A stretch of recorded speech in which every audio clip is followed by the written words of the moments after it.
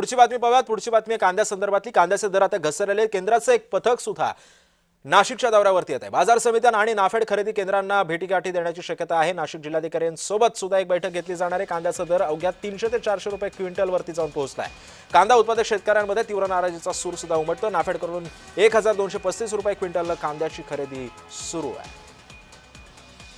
त्यामुळे कांद्याचा दर अवघ्या 300 ते 400 रुपये प्रति क्विंटल दरानं होतोय। नाशिक जिल्हाधिकाऱ्यांसोबत एक पथक सुद्धा नाफेडच्या दिशेने मार्गस्थ झालेला आहे। कांदा उत्पादक शेतकऱ्यांमध्ये तीव्र नाराजीचा सूर उमटतोय। कांद्याचा दर हा अतिशय कमी मिळालेला आहे। कांदा उत्पादक शेतकऱ्यांमध्ये नाराजीचा सूर उमटतोय।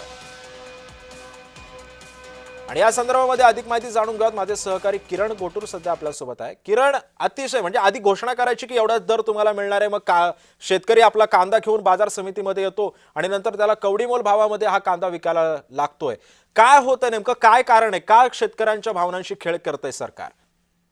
सिद्धेश, मागच्या काही दिवसांपासून नाशिक जिल्ह्यामध्ये कांद्याचे दर हे खूप मोठ्या प्रमाणात घसरलेलं आहे आणि त्यामुळे कांदा उत्पादक शेतकऱ्यांना प्रामुख्याने याचा फटका बसताना आपल्याला बघायला मिळतोय। खरं तर नाशिक जिल्ह्यामध्ये खूप मोठ्या प्रमाणात कांद्याचं उत्पादन होतं। म्हणजे देशामधलं सर्वाधिक कांदा उत्पादनाचा जिल्हा हा नाशिक जिल्हा म्हणून जे ओळखला जातो। इथले सगळे शेतकऱ्यांचं जे आर्थिक वित्त आहे तो कांद्यावरती आहे आणि याच कांद्याचे दर जे आहे ते मागच्या काही दिवसांपासून एकूणच घसरल्याचं आपल्याला बघायला मिळतं। आखाती देशांमध्ये सुरू असलेले युद्ध, निर्यातीवरती आलेले एकूणच बंधनं आणि देशांतर्गत वाढलेलं कांद्याचं उत्पादन, असे काही हे वेगवेगळे प्रमुख कारण आहेत।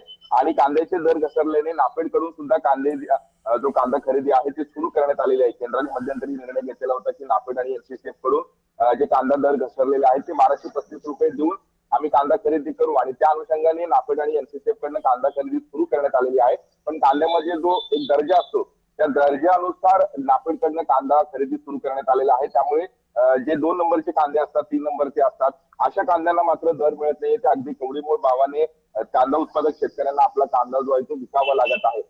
उत्पादन खर्च सुद्धा निघत नाही, अशा पद्धतीची परिस्थिती नाशिकमध्ये निर्माण झालेली आहे। आणि त्याच अनुषंगाने केंद्राचं एक पथक कालपासून नाशिक जिल्ह्यात दौऱ्यावरती आहे। काल हे पथक नाशिक मधले जे महत्वाचे बाजार समिती आहेत, लासलगाव, पिंपळगाव, मनमाड, असे ज्या मार्केट कमिटीमध्ये मोठ्या प्रमाणात कांद्याचे लिलाव पार पडतात, अशा मार्केट कमिटीमध्ये जाऊन तिथला आढावा या केंद्रीय पथकाकडनं घेण्यात आलेला आहे। आणि आज या सगळ्या संदर्भात नाशिकच्या जिल्हाधिकारी एकूणच कार्यालयामध्ये एक महत्वाची जी आहे ती बैठक पार पडणार आहे। आणि त्या बैठकीमध्ये कांद्याचे जे दर पडलेले आहेत त्या सगळ्या अनुषंगाने हे मंथन होणार आहे। आणि या बैठकीमध्ये नेमकं या सगळ्या प्रश्नावरती काय तोडगा निघतो हे बघणं महत्वाचं असणार आहे। खरंय किरण, त्यामुळे एकंदरीतच शेतकऱ्यांना दर वाढून मिळतो का हे सुद्धा पाहावं लागणार आहे। धन्यवाद तुम्ही दिलेल्या सविस्तर माहितीबद्दल।